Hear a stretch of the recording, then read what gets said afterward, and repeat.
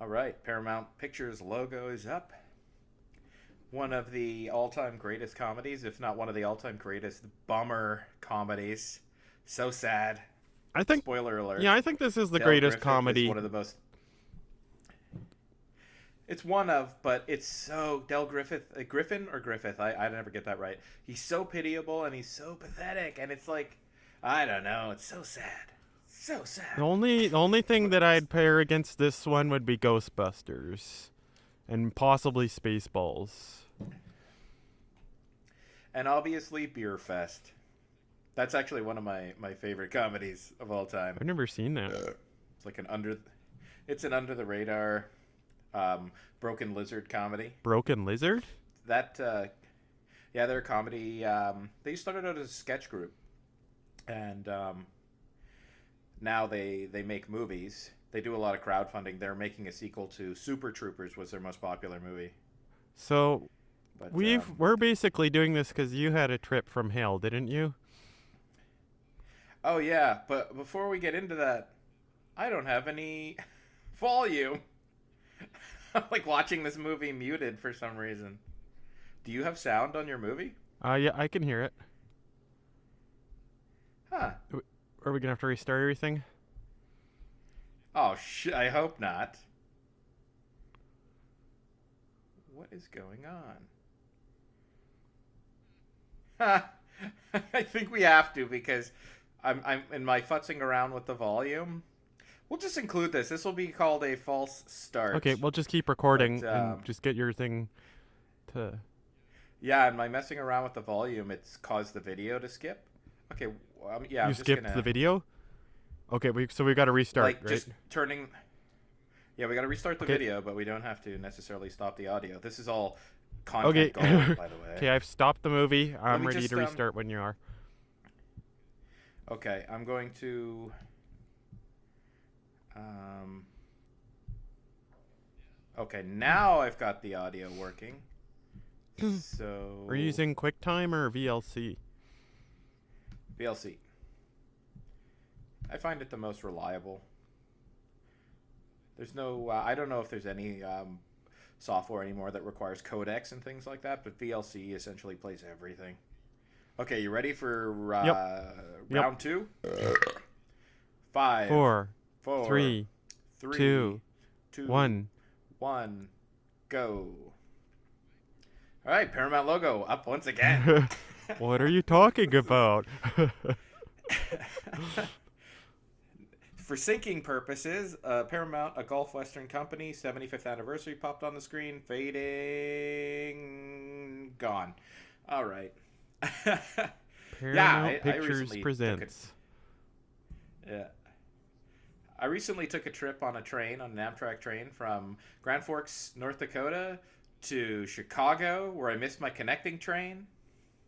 So they said, you can get on a Greyhound bus. And I said, are you sure? Because last year when I missed my train, I don't know why I keep taking Amtrak, by the way. Like every year, I go from either Minot or Grand Forks, North Dakota to Chicago.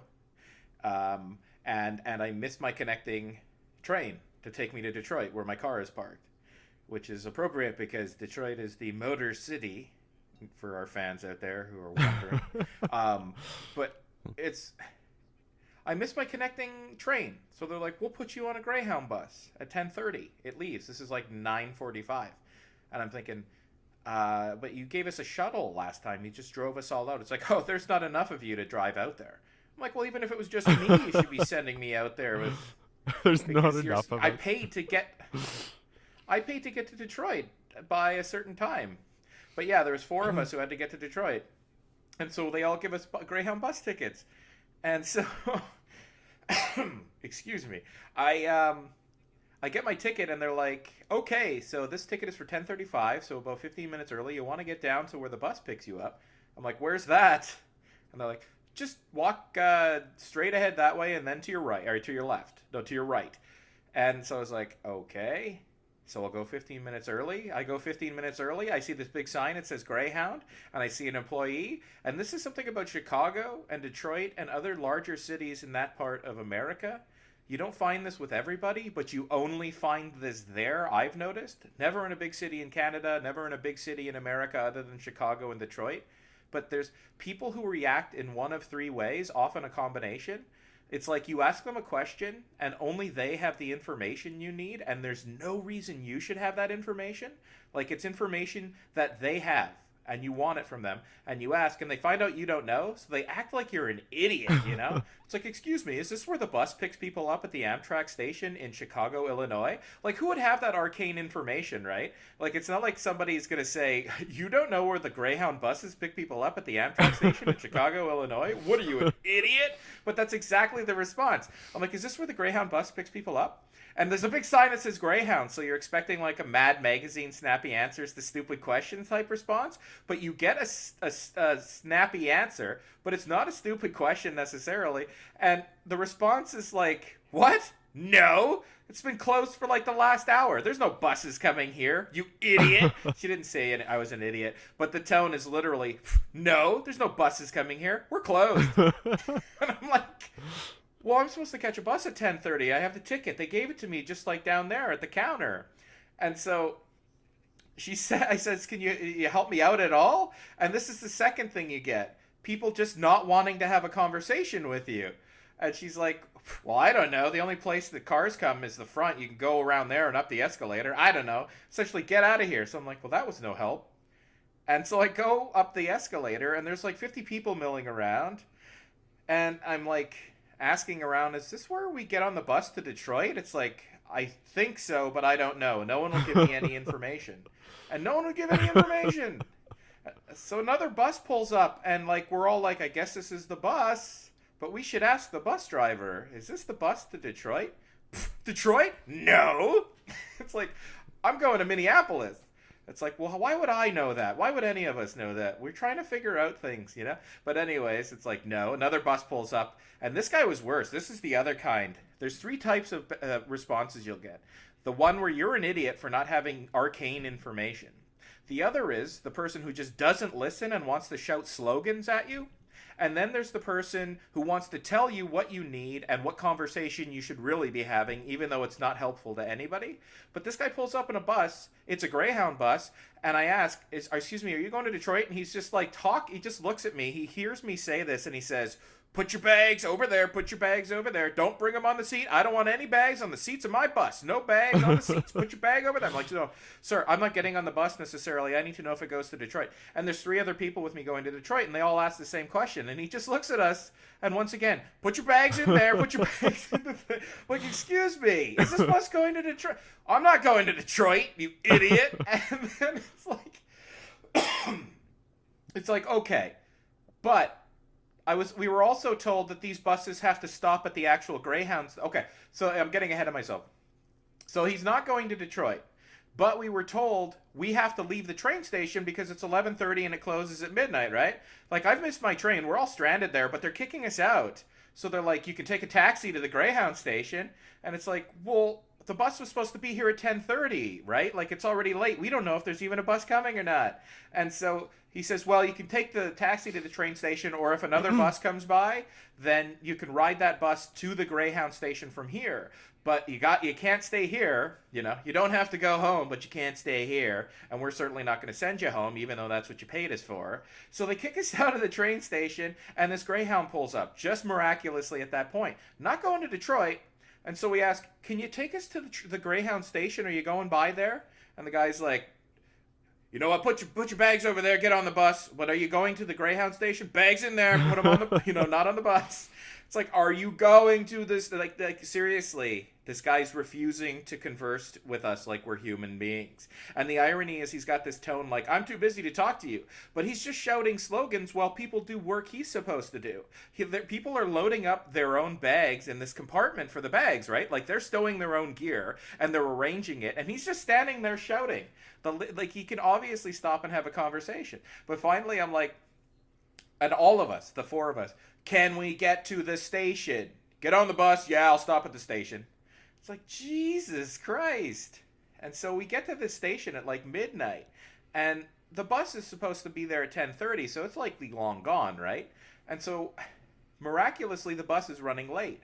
but they don't tell us when the bus to go to Detroit is going to get there. So I keep asking, and this one lady walks by me who works there. I'm like, excuse me, do you have any information? And she just looks at me and sticks her hand in my face and waves it a little, like, I can't talk to you, and walks away from me. Like, I can't talk to you, I'm working. But her work consists of just walking around while people are desperately trying to get her to give information.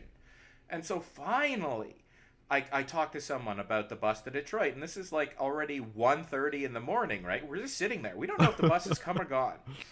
And I'm like, all we know is that apparently there are different buses, and there's one on the way, but it's delayed. But who knows, right? This has gone from like I'm supposed to be on the bus at 10:30 at the Amtrak station to I have to drive down to the Greyhound station, or get a ride down to the Greyhound station, and it's 1:30 and we don't even know if the bus is coming. So I'm told, oh, there's a delay.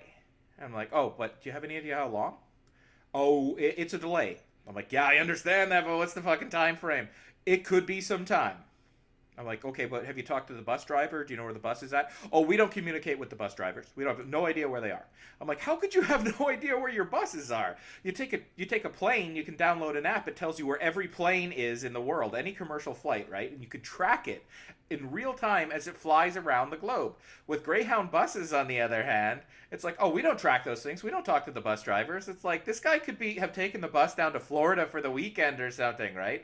Like, they'd never know. And he'll just say, I'm a little delayed. And people will sit there like idiots waiting for the bus. I said, so you can't contact them? You can't tell us when it's going to get here? Because, it's getting kind of late. So, okay, no information. I'm sitting there vibrating. I've never been in a situation where I've had no control over the situation and zero information. That's a scary feeling, right?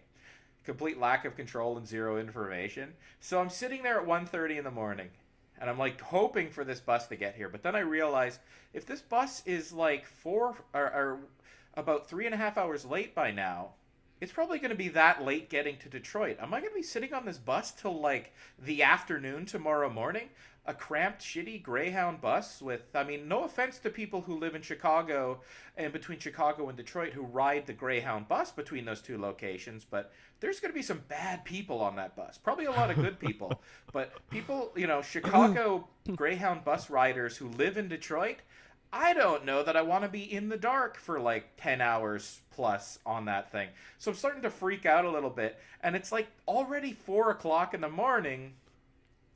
And there's no bus. There's no bus coming. People are sleeping. People are camped out. And these people at the ground station, they're being treated like garbage. Nobody has any information. Nobody cares. No accommodation. Like there's no food there. They closed all the restaurants and they literally like barred it up with these like kind of cross-hatched metal slats so that you couldn't even get in there for water if you had to. I thought we're cutting out. I thought we missed a scene in the movie. Oh, yeah, I've been talking so much through this whole scene. This is so bad. This is going to be... Okay, I'll go... Long story short, bus never came. Had to get a hotel. Had to buy a brand new train ticket to go get on the train the next day. And then the train gets me to Detroit. I get in my car. The Windsor Tunnel is closed, so I can't get to Windsor, Ontario from Detroit. And I have to drive through the bulk of my trip in the United States, so no cell service. And I'm in my car, it's winter, my brakes aren't working, they're vibrating and thumping, it feels like my tires are going to fall off. I get 40 kilometers outside of London where I live, and this squall blows in. It's like a wall of snow from the Great Lakes, and I can't see anything, and it accumulates immediately, and there's like a foot of snow causing ruts in the highway. My heart rate is like 150 beats per second, and I'm literally a stone's throw from where I live, but I'm on a highway parallel to it, so I can't cut across any of the major... highways, so I'm just going through a foot of snow, getting thrown around by these icy, slushy ruts, and man, it was torture. But anyways, this is probably my favorite scene in the movie where he takes his shoes off. I feel like that whole story was pointless. The last thing I want is when some chatterhead doesn't know to shut up. That's hilarious. Is you're like, tell us about your trip from hell. It was timed perfectly. You timed it perfectly. It's like you're just about done, and then Del says, "The last thing I want is some chatterhead." That's gonna be. Yeah. That's a really good scene. It's gonna be really good because it's sort of like it goes so long. Like people are gonna be like, "This is 12 minutes in, and they haven't discussed the movie at all." Hey, though. Anyone who's ever had to take a Greyhound bus from Chicago to Detroit, though, they're gonna understand, man. They're gonna be like, "Oh yeah, that's bullshit." I'm glad he finally put that out there to his commentary that reaches dozens of viewers. Now here's his wife, who I maintain is like 22. Yeah, but Steve Martin. I'm thinking, what was this? 1987. This was made. It's got to be around then. Like, what's Steve Martin's only like 40 years old, right? So, like, he just looks older because of his gray hair. Yeah, he's like, him and that news broadcaster leaves his hair white. Those are like oddities. Yeah. Anderson Cooper. Yeah. Like your job, love your wife.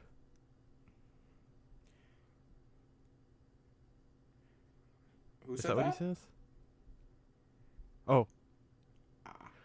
Okay, me and you, when it comes to the monologue in or the dialogue in the hotel, we're each gonna like fumble through repeating what is said, and you've got to be Dale, and I'm gonna be the irritable business guy. No, I think like when we plan things out, like my story about my trip from hell, it becomes tedious. We have to do that spontaneously. So put it out of your head that that's going to happen. Although keep it in your head that it could happen. But I bet everybody who watches this movie, after they hear that scene, they're like, "Okay, let's act it out. Let's do the mob." Like, it is amazing. Bueller. Oh, that was a John Hughes movie also. Did John Hughes make Breakfast Club? I believe he did, yeah. I watched that on New Year's. Yeah, I gotta say one thing about this movie. It's so good that I have to be careful when I watch it, because I watched it about 1.5 months ago with Blaine, and if it had been 6 months, I wouldn't be able to do a commentary. I'd just be too focused on this. But if I did it like the next day, I wouldn't want to see it again. So it's like kind of the Goldilocks zone for making a commentary, where I'm still interested, but not too interested. The Goldilocks, like, how's that the Goldilocks though? Not too hot, not too cold. Yeah. Well, there's like a Goldilocks zone for planets, where if a planet's in a certain closeness, proximity to the sun, then it could have life. I get it. So not too hot, not too cold. They're similar. Not too much of something, not too little. Driving into this thing.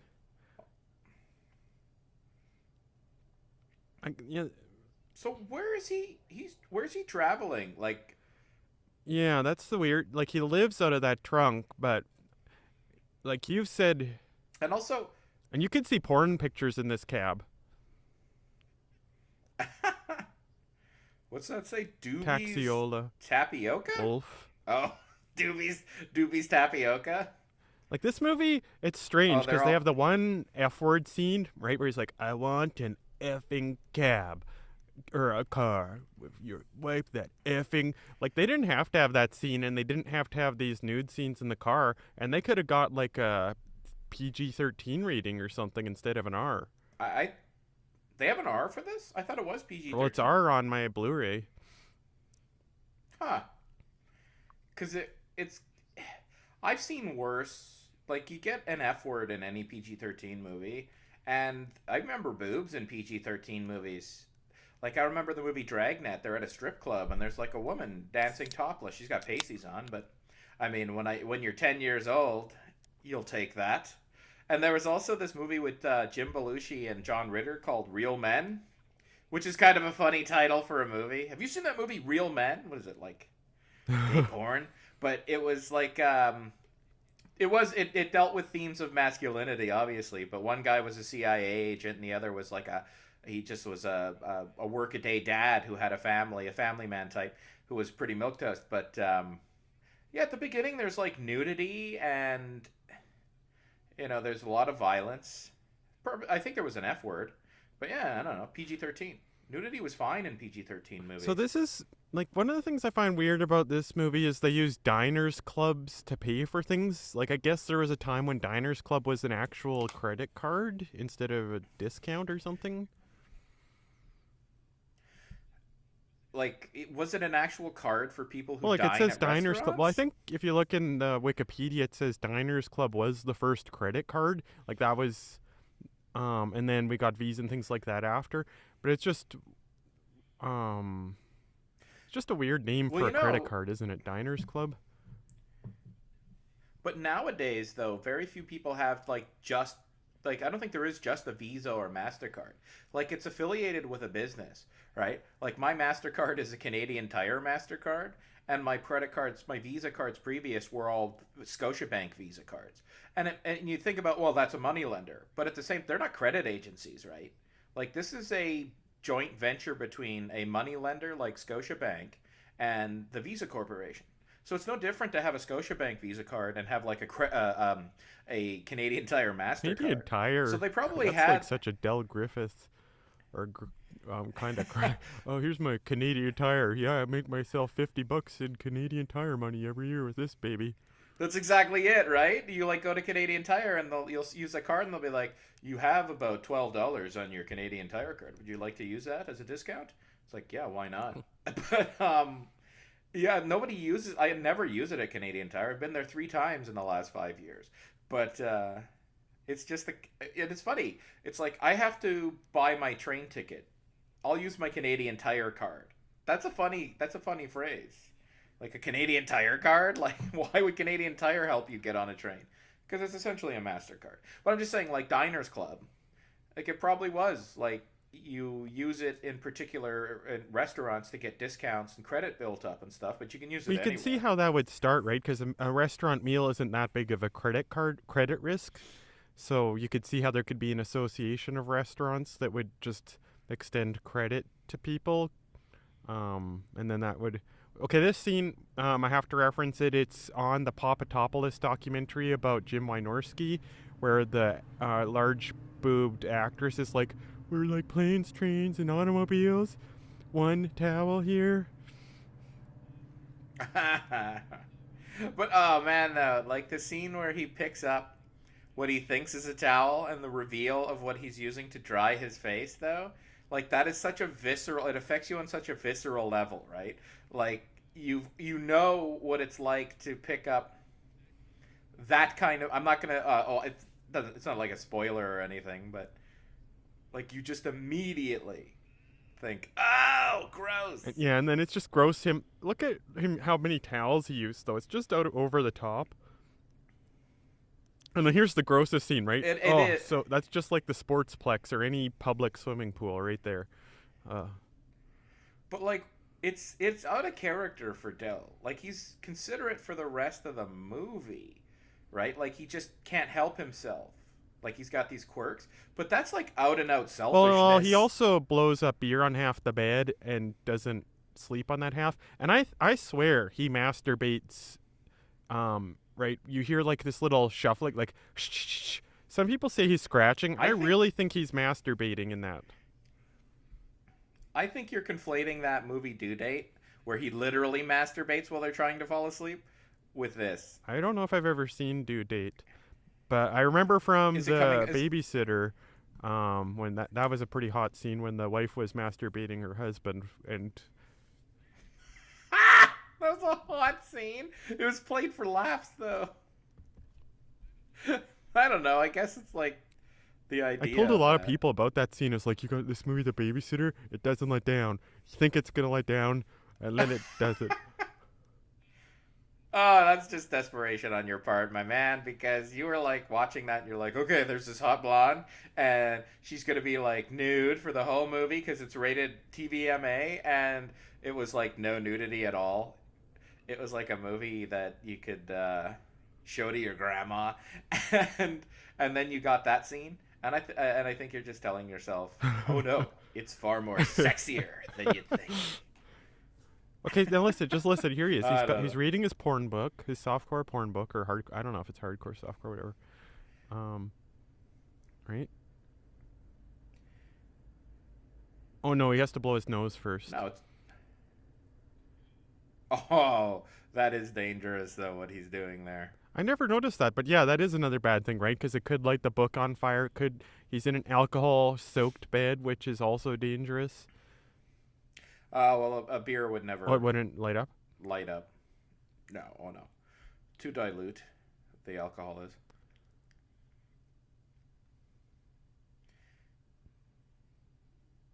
Huh.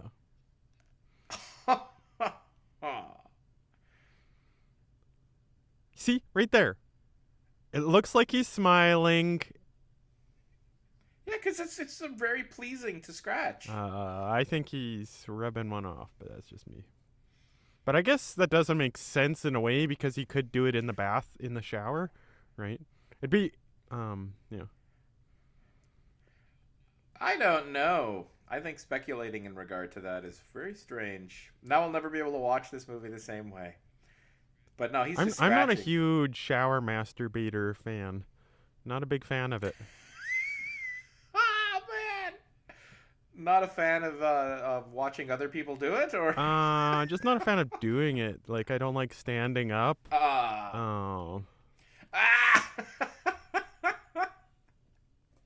Sorry, man. Okay, go ahead.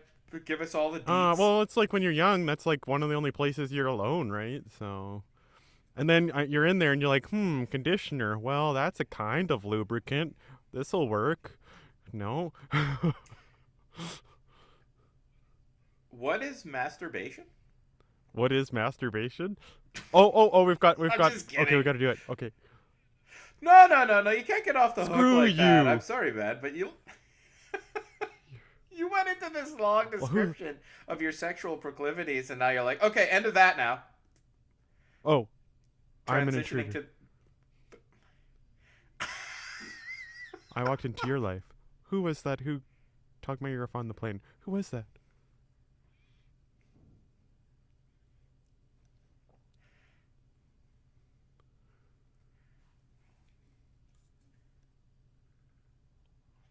You're no saint. Okay, here comes. Plane? Oh, you know what? They cut out the scene though in bed where Dell turns over and tells Steve Martin how he prefers to masturbate.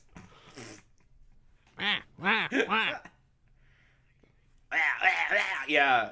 Before this, I was on the toilet and I was thinking, I gotta control what I say. It could affect my future career. And then I'm like, no, I won't be censored. I guess not, but I don't know. But speaking of you being on the toilet, make sure after the scene is over, you explain how you have your bowel movements too.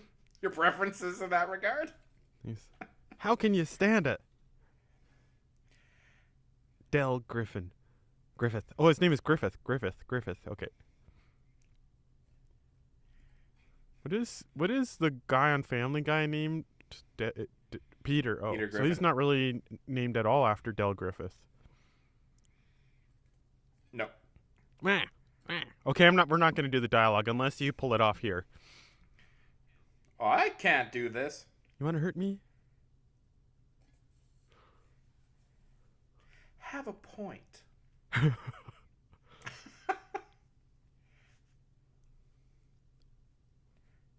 You want to hurt me?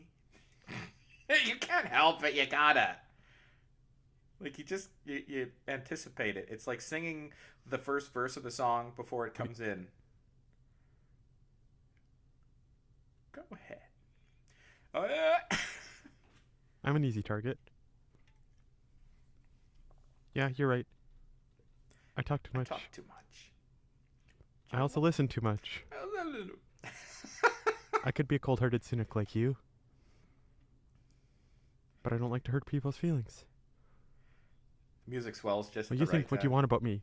I'm not changing. I like me. My wife likes me. My customers like me. Because I'm the real article. What you see is what you get. Oh, I salvaged it right at the end. I was reading after what he was speaking, but the last line I said in perfect unison. If you guys want to use that for your cell phone ringtones, that little thing I said there, that's why I was doing it. It'd be funny if someone's like, yeah, that movie, man. The hell with that movie, but Jeff Edwards' reading of that scene, I want that on my cell phone. Well, it's gonna be. You're not gonna have. Like Let's just say you're not gonna be in a crop production trade show, sitting there and have someone else have that as their ringtone. You're not gonna know. You're not gonna wonder if it's your phone ringing or someone else's if that's your ringtone. Maybe I can make it my own ringtone. Make your own ringtone out of that, and then sell Make it it my own ringtone of my own voice, and people like, is that your ringtone? Yeah. Your ringtone is you speaking about a movie? Yeah. Quoting. Hey, look at this. He unlocks the door. Like, good luck. Yeah, that. Oh, I was gonna say, is that Kevin Bacon? But Kevin Bacon was in the beginning of this movie, right? But that guy looks—it's like it's Kevin Bacon in a wig again. But yeah, like he just sticks the sharp end, the pointy end of the knife into the keyhole. I don't know much about how that mechanism works, but I've tried to pick those things in my time. That don't work. Those are some gross pig asses. Every time I see 'em. Are you riding the train? Less'n you be a hog. So they took a taxi from. Oh no, they were on a plane. Where did their plane land? I don't know. I think Chicago? No, because that's where he wants to get to. He wants to get to Shermer, Illinois, a suburb outside of Chicago. But, oh yeah, this is classic, too. Those aren't pillows. Now that you can use. I like how he carries the photo of his wife. It's like an icon or something, and if it's up, then it's suddenly his home. Yeah. But you don't like this movie because you say it's depressing. Well, you like it, but that's the thing you don't like. You say his life is depressing, sort of. Oh, it's got classic scenes and really heartfelt, really heartfelt and believable dynamic between these two. You know, how they come to tolerate each other, even become, friends in a way. Homophobia. Well, I mean, it's not that so much as it's like, I'd say, even if you were laying there next to a woman and your arrangement was, I'm just going to sleep next to you, and like you wake up and she's all over you, you might be like, what are you doing, Yeah, or you're all over her, especially the roles were reversed. I don't know. Good luck organizing that. I won't do anything. We'll just sleep. Well, I mean, only in a movie, like No Holds Barred. Have you seen that movie? We should do a commentary for that movie. It's like he's on the road with this, I don't know what she is. She's like his new agent or something. And they go to a hotel room, one bed. They have to share it. They put a sheet up down the middle.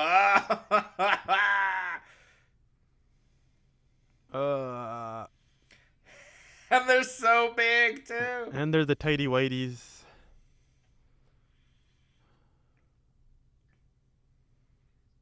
But it is funny, like, I've lived the life that these guys are what they're going through. Like when you're driving and you got to stop at the highway side motels and things like that. Like I literally with my family went through Chicago the way they did not on the way to New York, but down those interstates. You should get a Del Griffin or Griffith costume, like that shirt and bow tie, and like just dresses him as I gotta Halloween. Get a perm and sweater vests and what do you call them? Not pullovers. Because you smoke sweaters. too, so you could pull it off. Oh, I don't smoke. I haven't smoked I smoke when I drink, but like I haven't had a drink for 5 months, so I haven't smoked in 5 months either. Oh, I just.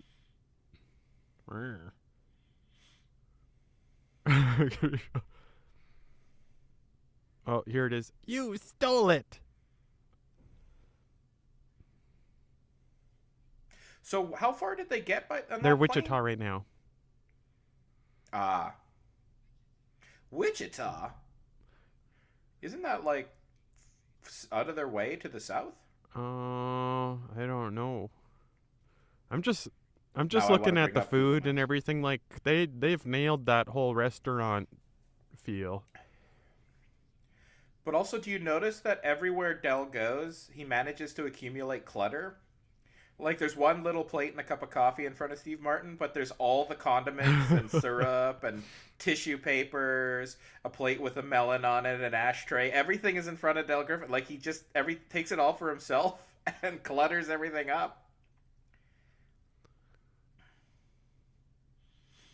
Yeah, it's not that they don't. That's not an accident. They plan things.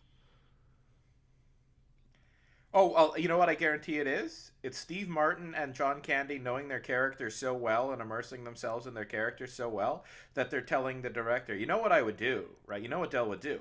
It would be the case that Steve Martin would have nothing in front of him, and everything that they could share, Del would have taken over to his side, you know? Like, that's Well, just even the who he is. breakfast, right? The oatmeal is a responsible breakfast. And I think Del had like the Cigarettes, coffee, and what looks like several plates of different types of food. Because there was a plate with just a melon on it by itself, oh, right? you know, Like, here's the classic. This scene I feel is part of the propaganda department trying to make rural areas look unattractive so city people don't feel bad about their miserable lives. So it's like, look, if you ever leave the city, country folk are crazy. Just look at them. Look at this guy.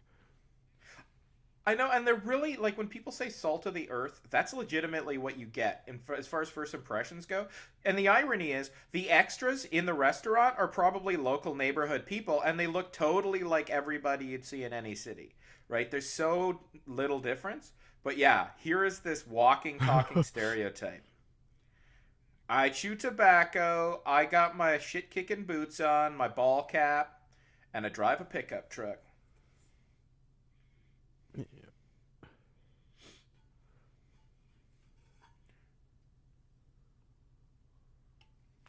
See, no one's gonna do that. No one's gonna put their mouth like that and shake. Well, maybe he did it on purpose because he doesn't respect him because he's like obviously a fancy pants, right?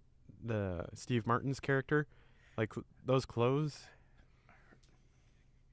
Yeah, it could be like I'm gonna ruin this city slicker's day. But like, why does he have a southern accent? Listen, you're a hog. And then his wife comes out, and she's a very good-looking woman, this guy's wife. Get your... You think so? And she's holding a baby, and the wind... It's like... Oh, did she get out pregnant, though? No. That would have been the topper, right? If she had a little infant, and she gets out and has a big distended stomach or something. But like, there is nobody in that part of America who acts well, I'm that like way. from Deloraine, like my relatives are there, and town was mentioned on the Vinyl Cafe, and the thing that guy noticed about Deloraine was that when he was in the one hotel, it said, "Please don't clean birds in the sinks." And they had that sign in the rooms telling people not to gut the animals they'd hunted in the sinks of the hotel room. So is that for real though? That's a thing in Deloraine? Well, I guess it was in the one hotel. Like that's the only time Deloraine was ever mentioned. It's like, huh? I never thought Stuart McLean was unless it's for real.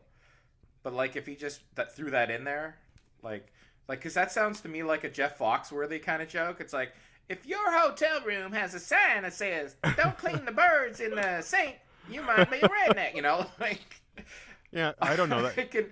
Like that. So if he made that up, that's just elitist and mean-spirited. But I mean, if he really saw it, that's kind of an oddity of a thing. Yeah, and it's worth talking about.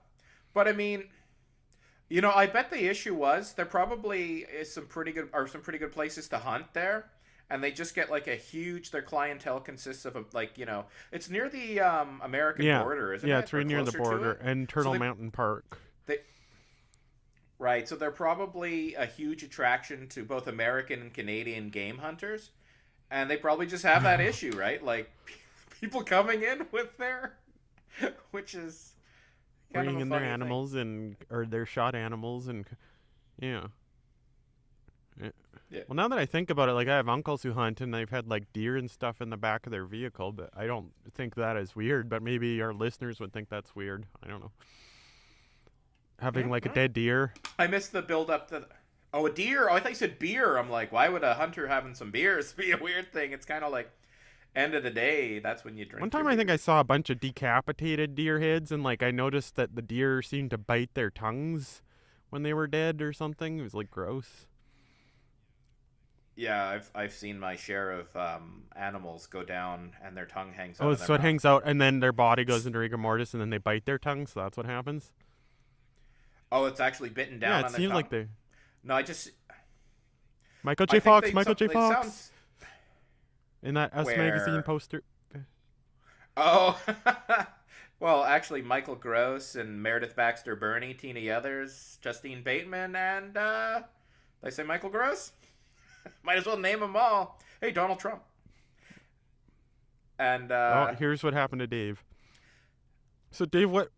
Do you remember that time you had this bad trip? let me tell you about that. For those of you just tuning in, I don't understand. It's like you don't have assigned seats necessarily on a train. You're just in classes, right? Like your coach class, they'll give you a seat to sit in, but like is Steve Martin supposed to be in a different class than Dell or something? I guess they had assigned seats on this particular train. Huh. At least it's not really cold. Like it's not like minus 30 Celsius or something. What This kind of is this train is so is that funny, right? though? Dell's dragging his case and he's looking over his shoulder, quite obviously looking for help. Like he's like, and then he pretends he's not looking, but he is. Yeah. Also, I should point out this is entirely accurate. The train stops in the middle of nowhere. They owe you transportation. What's their response? Just walk across the field a mile and a half and spend all of your own money on accommodation somewhere. Send your passengers off into no man's land. As long as they're out of your hair, everything's fine. That's what Well, public we know where transportation is that like. attitude came from. This movie, people, the workers all saw this movie and then they modeled their behavior off of it. Or this movie is a perfect capturing of what it was like. This is probably since time immemorial. No, since there have been like trains you could take and planes and automobiles. I guarantee you, John Hughes. This is the what would you call it? It's like Woody Allen writes a love letter to New York with Manhattan. This is John Hughes' hate letter to public transportation in the United States. You know, all the times he's had to travel around doing press junkets and the way you're treated on the airlines and the trains and now in the bus stations. This is so accurate. Like it's not even an exaggeration. Well, in my experience, right, I had to ride the bus between my mom and my dad's house every second weekend because they're divorced. I found the bus was usually empty and it was like fun. I just ride even from Dauphin to Winnipeg, but maybe that's just a I don't classic scene right there. Makeout session. Neil, check that out. Take a picture. Oh yeah, it's funny. He's like, I'm not interested. And then Dell's looking like so intently, and Steve Martin looks for a second and gets caught. This guy looks like Billy from Stranger Things season 2. Billy's one of my heroes. I haven't seen that yet. If I could pull my brain out and put it inside of another guy's body, I'd put it inside that Billy guy's body. He's like Okay. so fit. Just He never masturbates in showers. well, the thing is I think it would be kind of sad though. I'd like slowly watch myself deteriorate because I wouldn't be willing to put the effort into maintaining the body. I better to just I be think keep changing bodies every month or something. we alluded to something similar in that commentary for Child's Play, hey? Like that what's his Oh name? yeah, Charles Lee possessing Ray. puppets. He could have gone from body to body.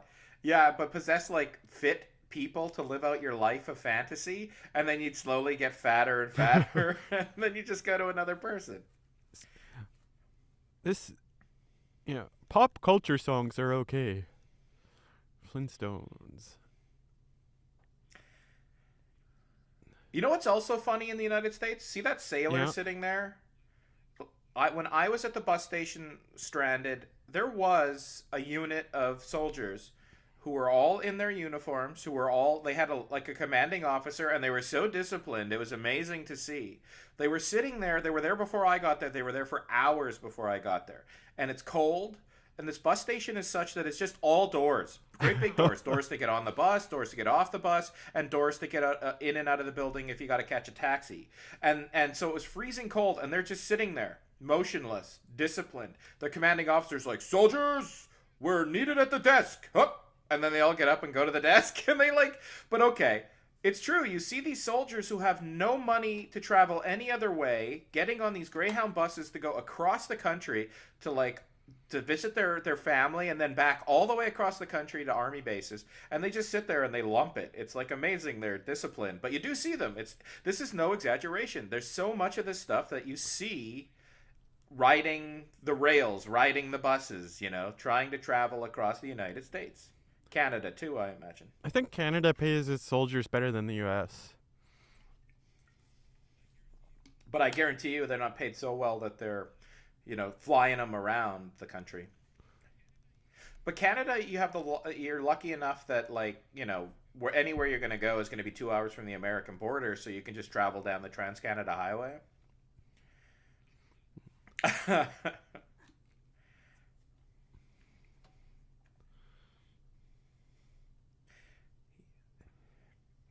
He's a good salesman. When I was working at this trade show, this guy came up and his job was selling these foam inserts for transparent panels. And I was like, that's the most unique thing to sell. Or and I referenced this movie to him. I'm like, you're like that guy Dell off of Planes, Trains, the guy who sells shower curtains. It's like, you'd never think there's actually a person who sells them, but there is. And you're like him. People need to buy that stuff. But foam inserts for transparent panels, for letting sunshine into large agricultural post-frame buildings. But foam inserts for packaging. No, it's it's to prevent water from getting in the cracks. So it's kind of like caulking or something. And he's like, yeah, we've got a new technology, glue on both sides, and you bolt right through them. And I'm like, really? Hey, it's fascinating. It's interesting too, the technology people come up with. But yeah, he was in a pretty nice. Yeah, he sold these foam inserts. I just couldn't think who would all be buying these things and how he could. But he's the only person selling them in all of Western Canada, I guess so. He's cornered the market. Or he's cornered the. This is where they fight, right? He's like, oh yeah, okay, yeah, fine, sure. Isn't it like they have a fight and he's like, Steve Martin?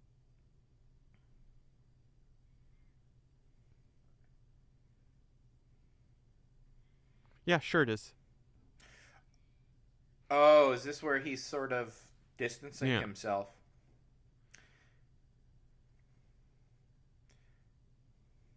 Take the money. This is a weird scene. Oh yeah, because he did. Through his own ingenuity, he made all that money. His own industry. But that happens so much at restaurants, right? When people are arguing over who's going to pay. I hate that so much that I almost never go to restaurants unless there's my mom and I, we have a clear policy. I pay one meal and then she pays the next. You should adopt my principle. When you're offering me money for a pizza we're sharing or something, and it's way more, you're paying way more than your fair share, I'll say, I don't want your money. You'll offer. I don't think I offer way more. I think I offer exactly half.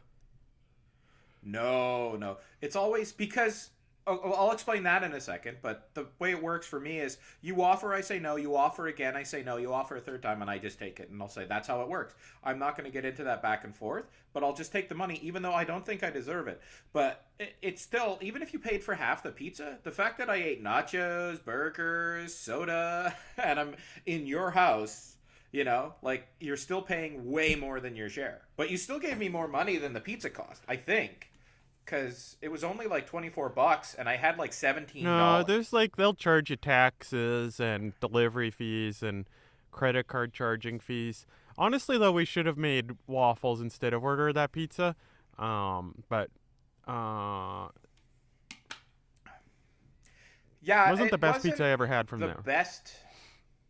This is from our Fair Use Follies 5 movie marathon friends. Or you'll hear us Oh eating the yeah, pizza in yeah. question Monday. Chomp, chomp, chomp. It's almost as good as a long-winded story Ernest about goes to camp. traveling Ernest goes to camp. while watching Ernest Goes to Camp. These guys have it all planned out. They have a script. They reference everything. But it is like this is the travelers. I gotta tell you, man, I have been in every one of these situations. One time I wanted to walk to the airport because my brother was getting off the plane, and you cannot walk in and out of airports. You can't walk around. There's no walkways. You have to take a car in, take a shuttle out.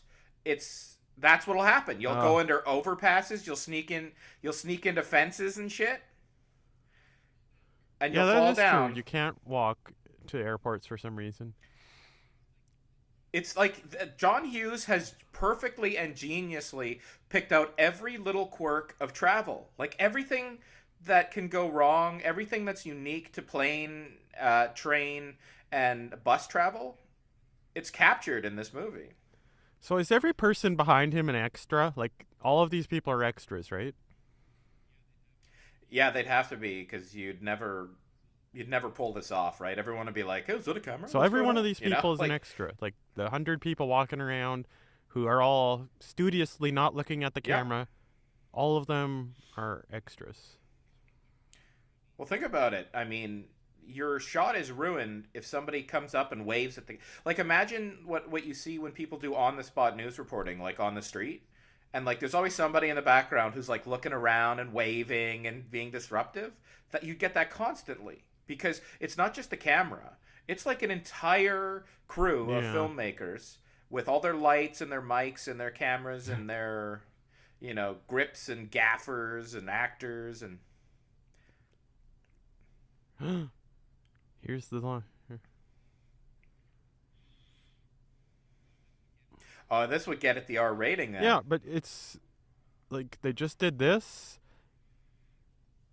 It's a really I don't know what the name of it, brave. I don't non-compromising.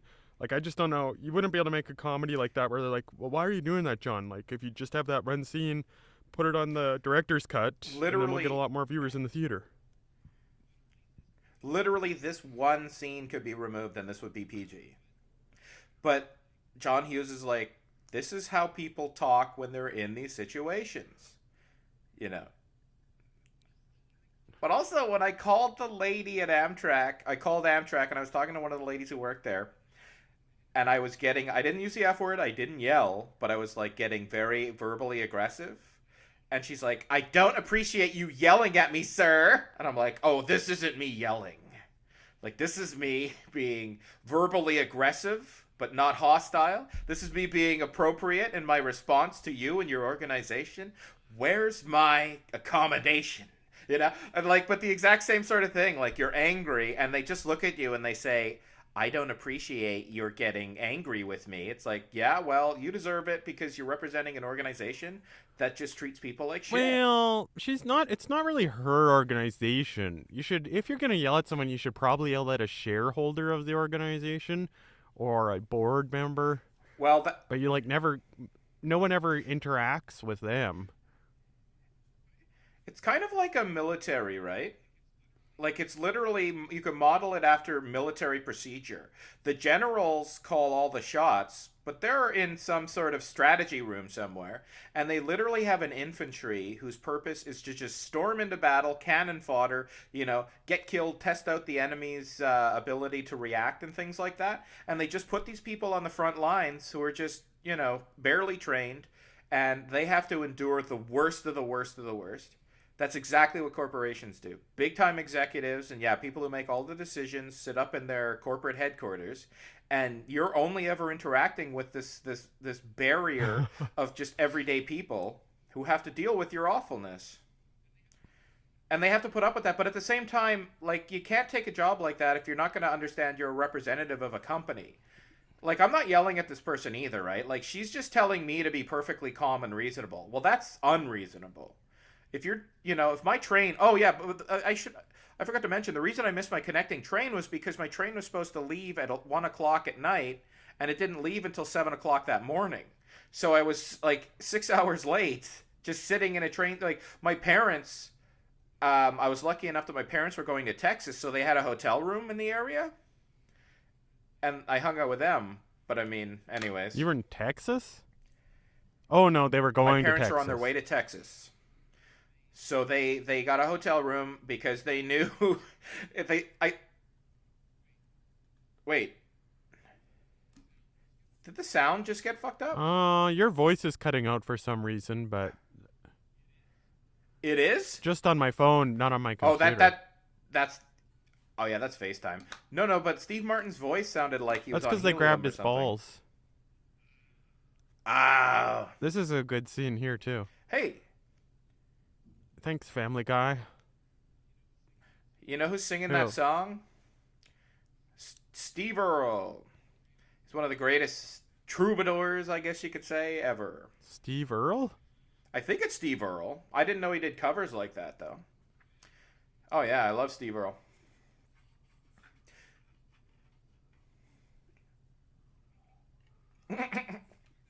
Why would the seat go that way? Like it's a perfect mixture of satire and observing exactly what goes on, and then farcical, ridiculous nonsense. Like he's moving the seat around, but it moves from left to right.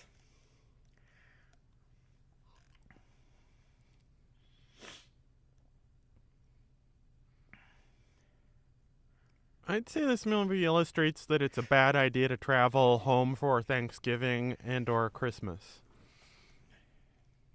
Oh, it's great to see your family, but it's a hassle, that's for sure.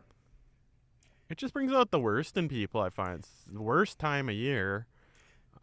People, and then they have these big dinners that are a huge amount of work and messy. You know, there is conflict, but I don't know. Like my family, yeah, you're right. Like my grandma passed away last year, so we didn't have. Usually, the routine is Christmas Eve is dinner with my grandma and my aunt. But since my grandma died, my aunt didn't come to town, so we had to figure out something else to do. And Christmas Day was just going to be me, my family, my uncle, and my grandma. And my uncle and my grandma both canceled. So my mom had this huge Christmas It's dinner, just for right? your family. And yeah, and nobody showed up, so it was just my family and leftovers forever. That must have been some dinner. It was crazy. Like, I mean, turkey, meatballs, ham, mashed potatoes, pierogies, papushkia, which is it's like a type of deep fried pierogi. Oh. So it's like 3 meat dishes, 3 potato dishes. I think I want those deep fried pierogies the most. I'll make them for you sometime. This summer, come out to my parents' house and we'll have those. You broke that seat. But I can't help but relate to this movie because when my parents gave me a ride to the train station, and so I didn't get on a plane, but I was in every other type of vehicle, and I'm constantly moving around because my back. Have you ever gets been sore. on a plane? Oh. Yeah, a couple of years ago I flew from Winnipeg to Toronto. Okay, here's where. So this is all a set. This stuff that's blowing past their windows isn't real. This is just some sort of videoed stuff or something.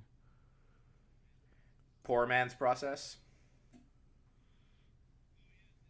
Oh yeah, he couldn't have lit his book on fire because he has to. Doesn't he drop his cigarette now and cause it starts to smoke or something? Well, so you're just saying they can't do the same scene twice?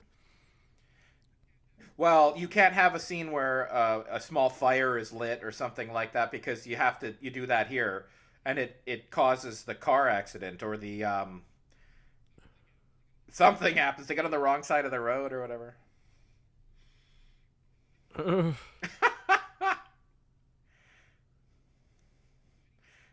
Oh, and he's driving with his knees. I drive with my knees because of this movie. Like, I never would have thought to do that, but I'm like, yeah, it actually works quite well when you're, like, eating a burger or something. Oh, yeah, it works good. You gotta steer. Especially when you're on, like, the Trans-Canada or wherever, where you're, like, by yourself anyways. Straight away, yeah.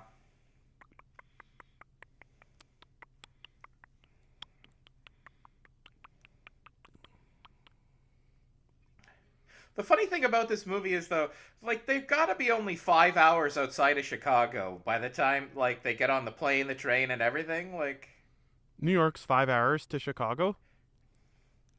no, New York was probably like a 15-hour drive, but they land in northern Kansas, and they're where are they now? Like, I don't try to keep track you of could have where they got it. are. I'm not.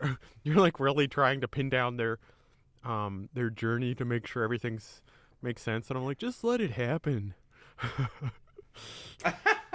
And I'm like, we have to, like, I should be tracking this with, There's you know, only 200 plotting it kilometers out. between here and here. It becomes like this. Hubcap flies off too.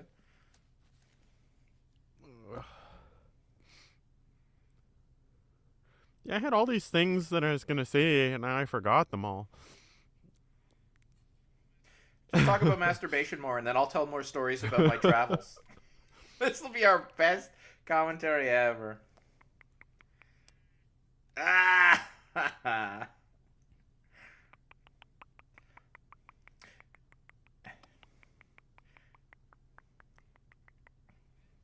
I bet this movie taught, like, this is a danger of those, like, they don't make latches anymore for seats that actually hook or can allow fabric to wrap around it. Like, they're all just little nubs. Because of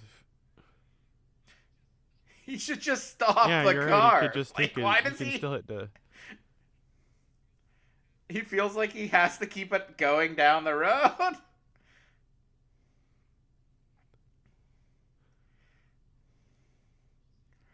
Also, is the soundtrack by the guy who, like, Danny Elfman or whatever, who did all the like, Pee-wee's Big I thought Adventure? this sound was like something that Jim Wynorski. Like, did they get Jim Wynorski's audio guy for one of these scenes? Oh, I don't mean like audio. I mean like soundtrack. Like, it's did I say Well, sound? that sound. The music Soundtrack. we were just Like the listening to. music, It's like boopa doopa doopa yeah, I doopa thought that doopa. was whatchamacallit, Wynorski. I'm a big Wynorski fan.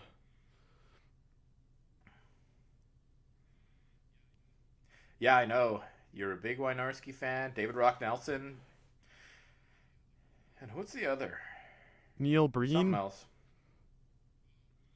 Oh, well, I'm a Neil Breen fan too. Actually, like, I'm a fan of the stuff he does that is just absurd and out of this world crazy, but other aspects of his movies are so boring. Like, there's so much of people's feet as they just walk around in his movies. It's like, get to the I've point, seen one Neil. Neil Breen movie once, and I'm like, I'm a huge Neil Breen fan. I did buy the movie, and it was expensive. Us Neil Breen fans are called Greenie Babies. But he's yeah, I've seen 3 of his movies. They're fucking dumb. But they're so good. They're mesmerizing. They're not like Tommy Wiseau, which is just entertaining through and through. It's like boring, boring, boring. Why is he filming this? Like, he lives out of a car in one of his movies and he eats canned tuna all the time. And he's eating it while he drives, kind of like Del Griffin or Griffith. And he's getting tuna all over his shirt and his crotch. But he's like filming it. He's like, this is going to be in the movie. But he's supposed to be this ultra suave and sophisticated computer hacker / assassin.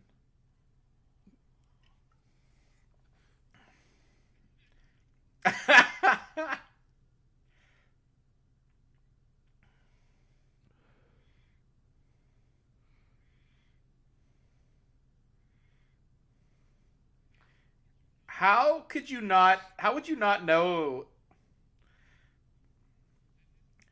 And this is like the funny farcical. I keep saying farce, but when they turn into skeletons.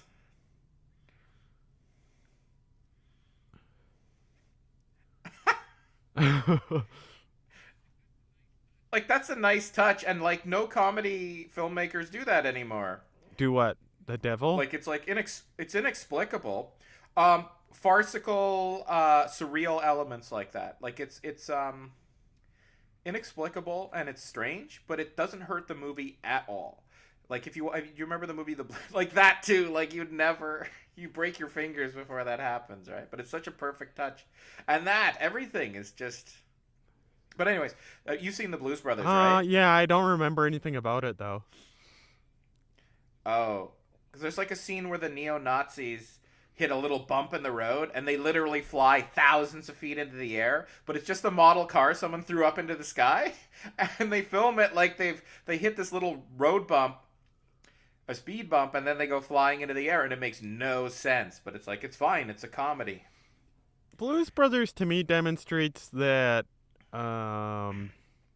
I don't know, because Dan Aykroyd's in that, and I'm like, this is the guy who was in Ghostbusters?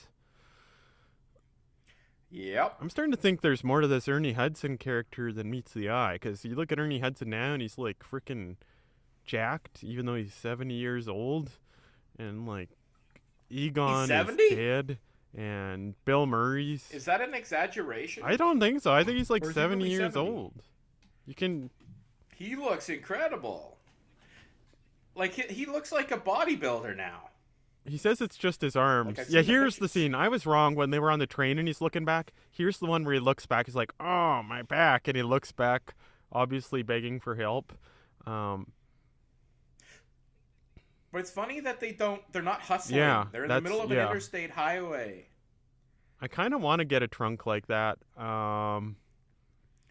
I kind of don't. Like, if you... well, that's like a trunk it's like a Foot Locker, right? Like, you don't travel with that. But nowadays, luggage that you can wheel around, I think, holds as much as that trunk, eh? Like, you see people at airports and they're like wheeling these things around, and you could put a person in there. But I was gonna say, if you've ever driven down one of those, like, you've driven down a highway like that at night, like, you don't see shit that's on the road until, like, you're 10 feet away from it sometimes. Yeah, that guy slowed down. And did you look up Ernie Hudson? Oh, no. I don't no homework? I try to do minimal distraction. You know, for the fans. They don't want They can look it up themselves. Distracted. Yeah. Everybody's doing the mess around. He wears this little bow tie outfit for quite a long portion of the movie. So you need the blue jacket, the bow tie, the rouge sweater, and the undershirt, and the wig, and the mustache. So speaking of what I need, and the cartoony, crudely drawn covers I do for these episodes, who are you going to be, and who am I going to be, character-wise? I'm going to be...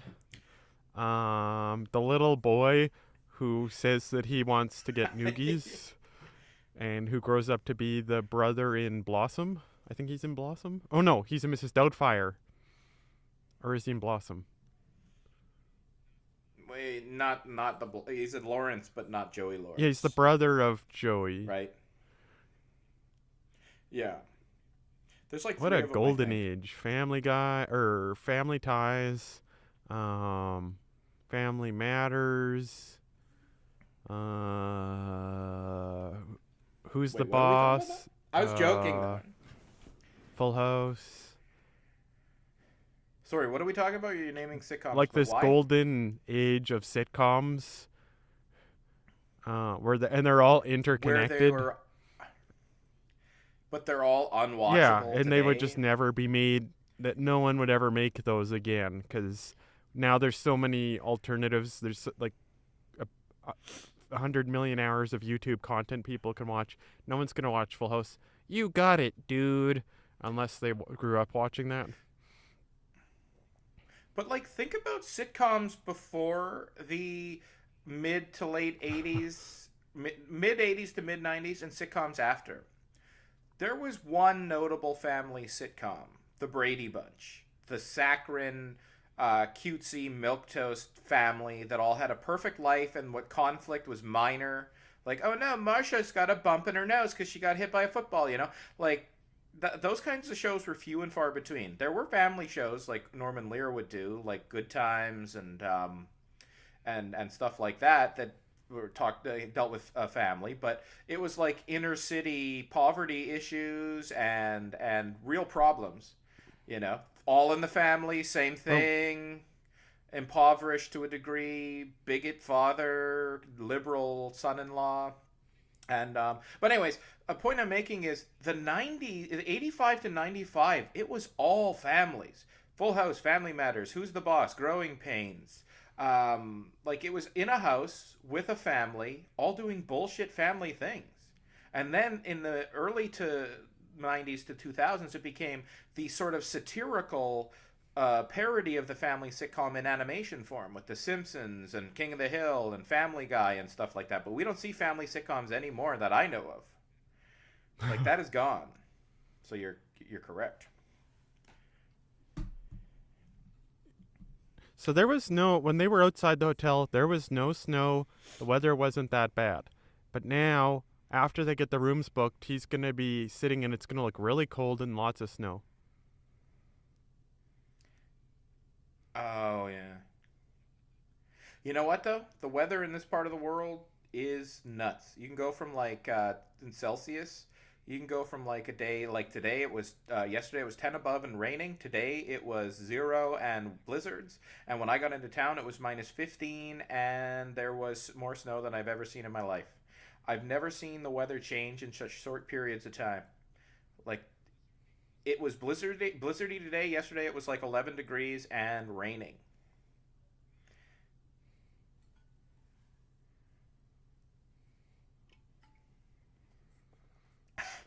I don't own that place.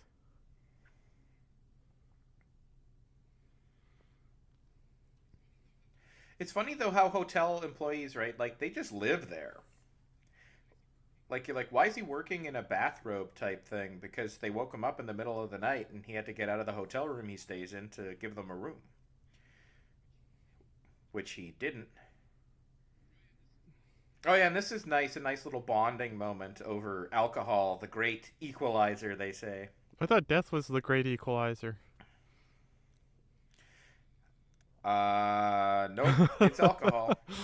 Maybe I got that wrong. What do they call alcohol then? The fact that like if you get drunk with somebody, all of a sudden those little your differences, no matter how big your differences are, everyone can tolerate Oh, everybody else.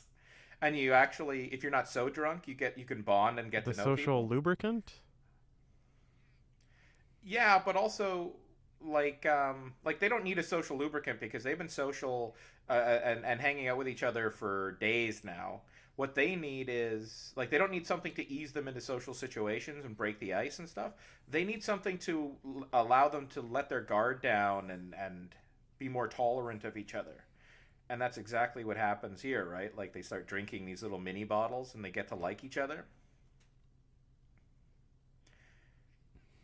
I like how the hotel, though, it's like now it's got two beds. Oh, and then there's his wife sleeping with all her makeup on. Oh, there's my Yes, she looks 20-year-old wife who incredible. somehow has 10-year-old children covered with makeup and just in bed. I'd say she'd be more like between 30 and No way. 35. Oh, wait. Steve Martin got a room and Dell didn't? I thought Dell had the money from. You haven't seen this for a while. No. But it's not dramatic irony, but it is upon second viewing where or I guess the audience. No, because it wouldn't be that. But we know that his wife is dead. Hmm. And so it's so much more hard to bear. Well, it's just at the end, you're like, and then you start thinking, well, so does he not have any home? Where is he going? Like, he just lives in hotels? That's why my not even theory. I'm just going to delude myself into believing this. He is Buck Russell. His road name is Del Griffith because no one trusts a salesman named Buck, so he calls himself Del Griffith. It's more friendly. It's more affable, and it helps him sell his shower rings. And he's lost his wife, and he's kind of lost in life.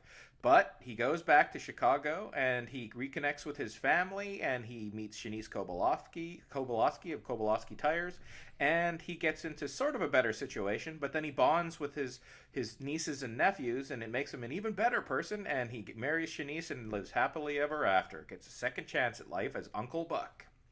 That's the story, and that's why this movie's a little bit easier to deal with.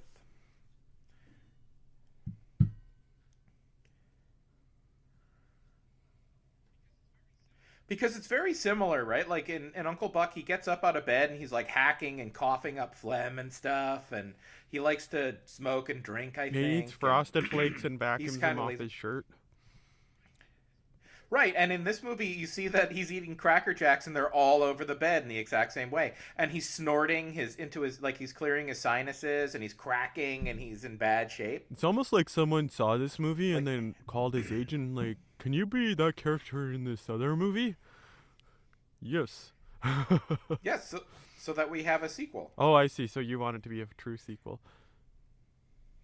No, Movie. the Yeah, master it's a of all sequel. sequels For is me, Harrison Ford, even though I don't like him. Because he's in Star Wars, Indiana Jones, Blade Runner, and he's in one other movie that's good. Or maybe he's in 3. he's in the Jack Ryan Yeah. movies. Yeah. Those are good. Those are great. Hunt for Red October, he wasn't in though, and that's the best one. That movie's so Hunt good. for Red October? You think Oh that movie's yeah, good? it's one of the best action movies ever made. It's so action packed. I was watching it at Christmas time. My dad wanted to watch it, so my brother's watching it, and he has like a mild interest in that, maybe, sort of more tolerating my dad and I watching the movie. But I'm like, this is an amazing movie. The action scenes and the intense thriller type scenes that keep us on the edge of our seats. It's not shootouts, explosions, car chases.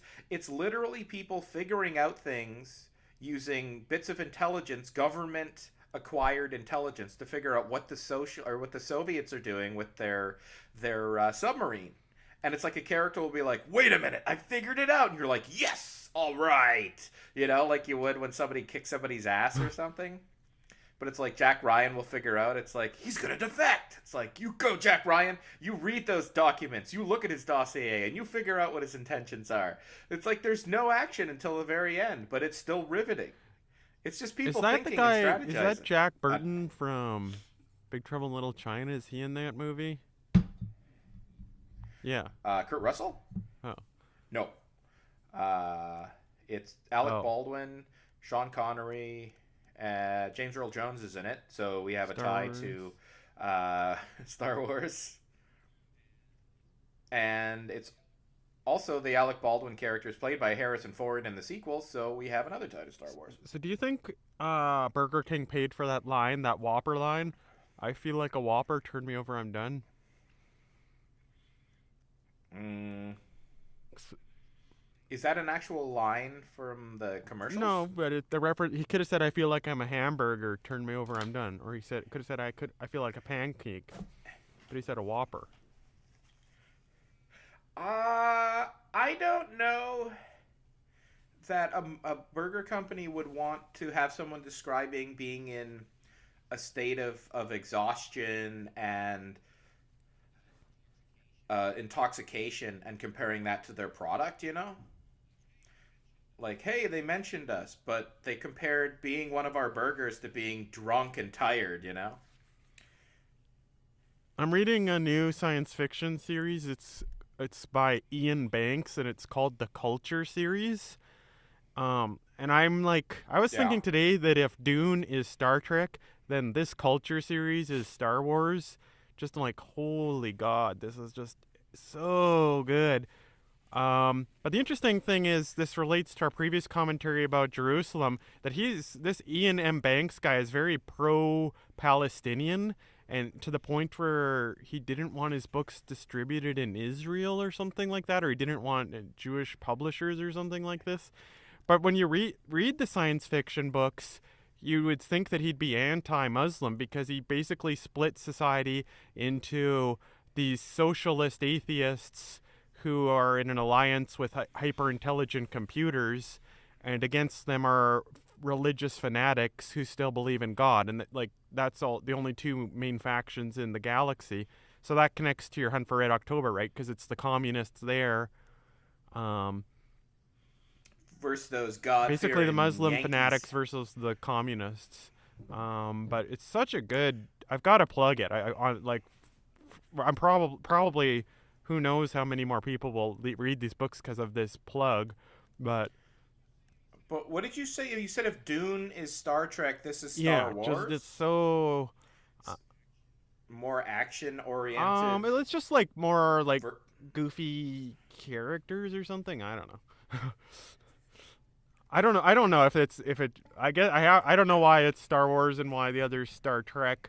Um, but I think it's weird because the book seems to be very anti-Muslim, but he in real life takes a very pro-Palestinian stance, and he's like to the point of being anti-Jerusalem.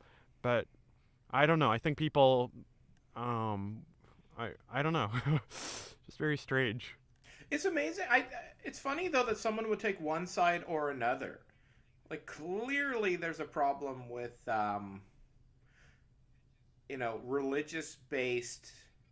There's I think on the part of the again I don't know, I haven't read my Chomsky in a long time, but yeah, Israel, the leaders of the nation state or the political settlement, they're guilty obviously of military based aggression against Palestinians. But Palestinians, of course, are very belligerent and bellicose themselves. They just use different tactics. But I don't know that there's any point to trying to figure out which group is like. I think in the middle, you've got caught in the middle just a bunch of citizens, where you've got Jewish people wanting a home, and you've got Palestinians wanting a home, and then you've got political leaders and religious leaders and people with power essentially who are at each other constantly, either through terrorist cells, suicide bombs, and things like that, or military oppression and out violence.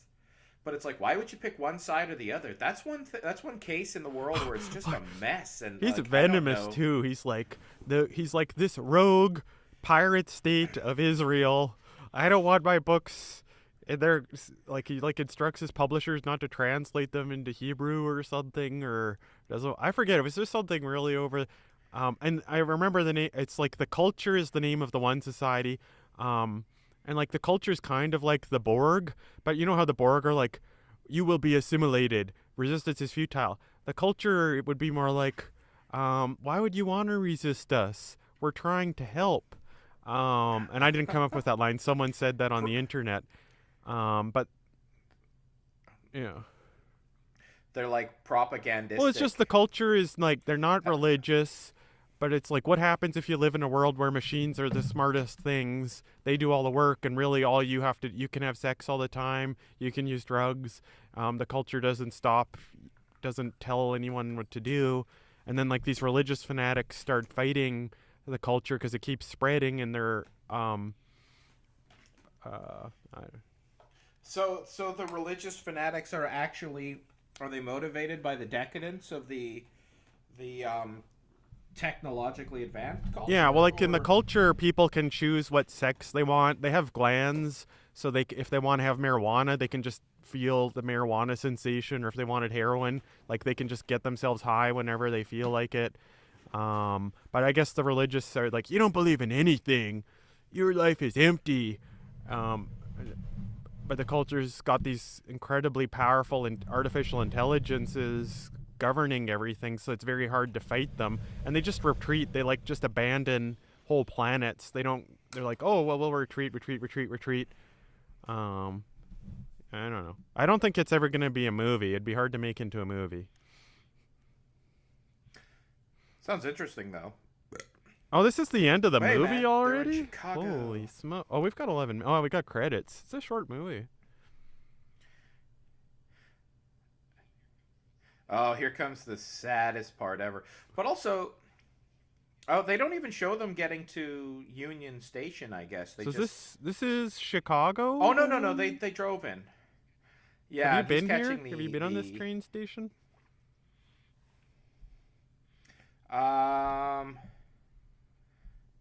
I don't know.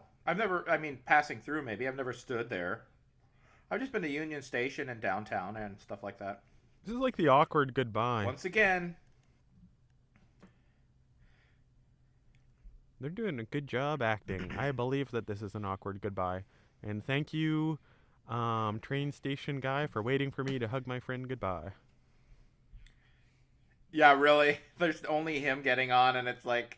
It'd be funny if like someone honks like, in or out, buddy? But in reality, It's like, don't get off the train. We're only stopping for a second. It's like, But you know put what's your bags on amazing? the Steve Martin bottom. was I a don't want your bags on the seat. It's like, what? Well, where does this go? Put put your the bags in the bags. bottom. I don't want them in the seat. But could you just tell me? It's mind-boggling. Only in Chicago and Detroit have I ever met people who have information you don't have and treat you like an idiot for not having it, who won't talk to you but shout slogans at you as though that's going to help you, but it's arbitrary things they're saying, or will, when you have a very straightforward question, only answer a question that you didn't ask and tell you what you need. Like, excuse me, I have to park my car across the street. No, you're going to park your car over there. It's like, no, I got to park my car across the street at the parking garage. Oh, no, that's not where you're parking your car. Yeah, yes, it is. Like, what the fuck is the matter with you? But anyways, those conversations, man. Let me tell you what you're going to do with your life. Well, that is like right out of a commercial for a turkey. Wait, how does he get back to Dell? Clearly 17-year-old wife. She keeps getting younger and younger. It's like pretty soon she's an unfertilized ovum. He's like, this song, I think you just don't like this song. It like gets your heartstrings. No, I like the music. As a kid, I hated it. It was too sappy. But there we go. This is a perfect scene of realizing I had a good time with that man. I don't know that we would sit down to, like, Sunday afternoon football, and yet I met a good person and I'm happy to know him. And he's realizing. I haven't been home in years. He doesn't have a home. Thanks, Robot Chicken. They made fun of this. Oh, that's why he realizes there, as he's realizing how, Dell's an okay guy, he puts two and two together. Good thing trains go backwards, or I guess they didn't go, maybe gone on another train. I think they do just a solid loop, and he just probably waited. It's like, turn this train around! What are you doing, Del? I can't, it's on a track. I don't have a home. They didn't have to have this in the movie. I'm a student. I mark papers and live in London, and I don't have a home. You really are pushing this whole. Your life and Del Griffith's life have a lot of overlap.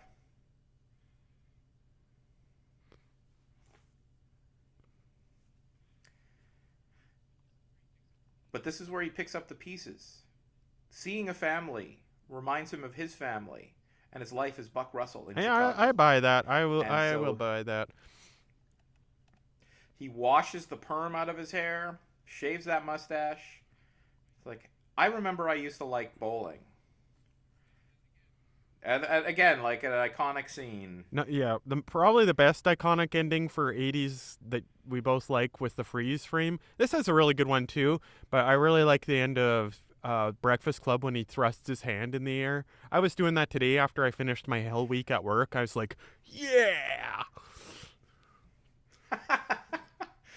John Winger, except you weren't going home to an abusive father who gave you a carton of cigarettes for Christmas. Like, that's the thing about John Winger, right? Like, he's gonna be okay, except he's not. He's got like a lot more of high school. Yeah, he's got several months of family. detention, but he's got a girlfriend. But he already had several girlfriends. And he's got a girlfriend at the tail end of high school where she's gonna go off to university and never see him again. There's nothing like meeting a guy's mother-in-laws. I hate meeting other people's families. It's like, it's funny because, like, you had dinner with my family at around Christmas time. You remember but I know most of your family because we're from like the kid. Like I knew them when I was a kid, so it's somehow there's like an immunity because I'm already. But it's like George Costanza. He's like, there's friend George and there's family George, and he does like the planets intermixing or something. Oh yeah, I don't. His wife becoming, or his fiance becoming close with his friends. It's like he's got his married life or his relationship George and his social friend George or whatever. Worlds are colliding, Jerry. Have they really been that far apart that long? Like, it's not returning from the Vietnam War. Oh man, though, this is movie love. It never He had so many fades. problems. He had a slightly bad trip and almost didn't get to sleep on a bed one night. Like, suck it up, Buttercup. Hey, you don't know, man. You've never sat in a Greyhound bus station, freezing cold, with 300 people in a space the size of your apartment on a broken chair waiting for a bus that's never going I've to slept come. in the Toronto airport. Well, I tried to. That was a big mistake. It's like they purposely Sleeping in Toronto, they period, is a big purposely make it mistake. so you can't sleep on those benches. Like, no one's allowed to sleep here because they put little arms in between each chair. Yeah, it's the dumbest thing I've ever seen. Like, arms, why? And it's like, you know that you're going to have people put out because your stupid fucking modes of transportation, your vehicles don't work most of the time, and they're going to have to get some sleep, but you make sure they can't. They should literally have, it should be mandated that every one of these stations has a room full of beds for people whose flights are delayed a matter of more than 4 hours, right? Or indefinite delays, you get to go to the room with the beds. And you get to chill out, and you get an outlet to charge things. You get, Well, when you think you about it, know, how hard is so it to just create a bed with a little like? Doesn't you need to be a room? Just a bed with a partition wall, or I don't know. I guess people are gonna start screwing each other then, but whatever. God forbid. I'm not gonna complain well, if people are doing that. look, if you're so, I don't know what the word is, sexual, that just a bed being present is like, well, time to have that sex because we can be supine. Like, then you'll find a way to have Look, intercourse we know that somewhere. there's no way I could ever have intercourse standing up from the shower disclosure. So obviously, the minute I'm on my back, that's go time. So everyone else got to be the same as me. It's like somebody in a airport someday is like, "Excuse me, Mr. Edwards, your flight is tremendously delayed. Would you like to come into this room and have a lie down?" It's like, where are the prostitutes? No, no, I said, would you like to just have lie down, get some sleep? It's like, you're not hearing me. That implies intercourse. It's like, you're a weird man, Mr. Edwards. But yeah. That is funny though. Like, just imagine people who couldn't be like, it's like somebody just tells you, like, someone's talking about, like, having an ice cream sundae without whipped cream on top is like laying down on your back and not having sexual intercourse. They just go together. Well, there's I almost a don't know. 1-to-1 ratio between me going to sleep and me like jerking off because it's like a way to fall Ah! asleep. Like just Oh man. Okay, you're much more candid than I am. Whatever. Like, I'm thinking, like, okay, but you listen to Howard Stern, and he starts his day off telling you everything he did. Let me tell you about the shit I had, Robin. Oh, let me tell you. Beth was out of the house. She was out with her friends, so of course I had to jerk off, and I'm like trying to find the right porno, and for some reason the internet connection's not working, so I had to use my imagination. It's like he'll just tell you, so it's like it could be worse, I'm modeling but myself after him. This is the guy who's like single-handedly launched satellite radio and somehow got some idiot to agree to give him $600 million. twice, but he had to sue Sirius because they weren't actually giving him the money he was promised.